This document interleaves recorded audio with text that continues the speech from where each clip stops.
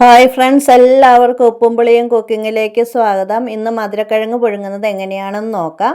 സാധാരണ ചിലരൊക്കെ കുക്കറിലേക്ക് മധുരക്കിഴങ്ങ് ഇട്ടതിന് ശേഷം വെള്ളം ഒഴിച്ച് ആവി കയറ്റുകയാണ് ചെയ്യുന്നത്. അങ്ങനെ ചെയ്യുമ്പോൾ അതിൻ്റെ സ്വാദ് നഷ്ടപ്പെടാൻ സാധ്യതയുണ്ട്.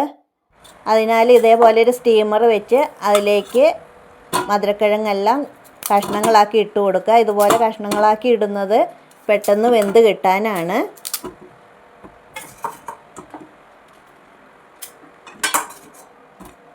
എല്ലാം കഷ്ണങ്ങളാക്കി ഇട്ടതിന് ശേഷം ഒരു പാത്രത്തിൽ വെള്ളം എടുത്ത് അത് അടുപ്പത്ത് വെച്ച് തിളയ്ക്കുമ്പോൾ അതിലേക്ക് വെച്ച് കൊടുക്കുക.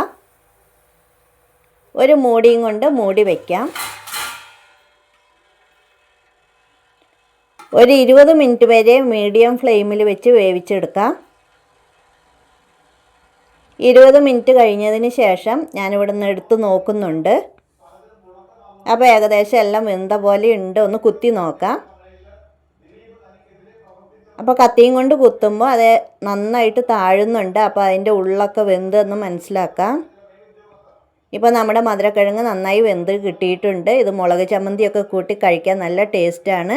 നല്ല പോഷകസമൃദ്ധമായിട്ടുള്ളൊരു കിഴങ്ങാണ്. എല്ലാവരും ഇതുപോലെ ഒന്ന് വേവിച്ച് കഴിച്ച് നോക്കുക. താങ്ക്